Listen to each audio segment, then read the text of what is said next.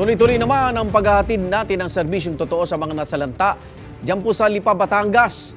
At nandiyan pa rin po si Susan at si Chef JR.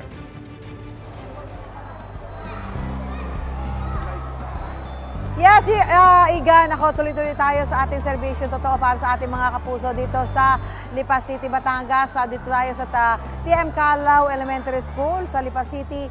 At ito nga, lumikas dito ang mahigit 100 pamilya mula sa barangay Balintawak dahil nga karamihan sa kanila ay pinasok yung bahay, umabot hanggang bewang, hanggang leeg at tubig. Pero sa ngayon po, sa nakikita niyo sa paligid ko, ayan po, maliwalas po ang kalangitan.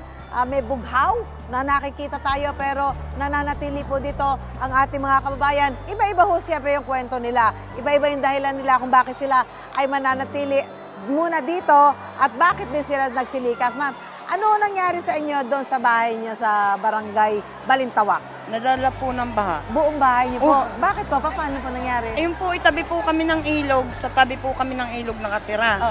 Ay sa sobrang laki po ng baha, ay nasabitan po yung aming banggirahan ng kawayan na Tinangay. ano. Opo, tinangay na po. Lahat po ng gamit namin, ubos. So wala kayo na isalba? Wala po. Wala kayo talaga na isalba kahit ano? Wala po. Ito hindi niyo napaghandaan, ano po? Hindi po. Nga ngayon po sa mga nagdaang araw, nga ngayon po talaga nangyari sa amin to. May alam niyo, so wala na kayong babalik ang bahay doon? Wala po. O paano kayo magsisimula? Hindi nga po namin alam kung paano. Oo. Magdamag po akong Hindi nakatulog. Oo. May mga napasok pa po. So kung ano lang kung ano yung suot nyo, inalamang yun na isalba ninyo. May mga anak nyo, nasaan po? Andyan po. Ilan po anak nyo? 6 po. 6. So kung sakasakali, pagbabalik kayo doon, saan kayo pupunta? Hindi po namin alam. So yun po yung isa sa mga problema nyo pa kung sakasakali at kayo ibabalik. Dahil natangay ang buong bahay nyo. Opo. Wala ho natira. Nako, ito talaga mga kwento ho ng mga kababayan natin. Kaya sabi nga, halimbawa, gusto ho niyang bumalik, wala ho siyang babalik ang bahay dahil tinangay ho ng baha yung kanilang buong bahay.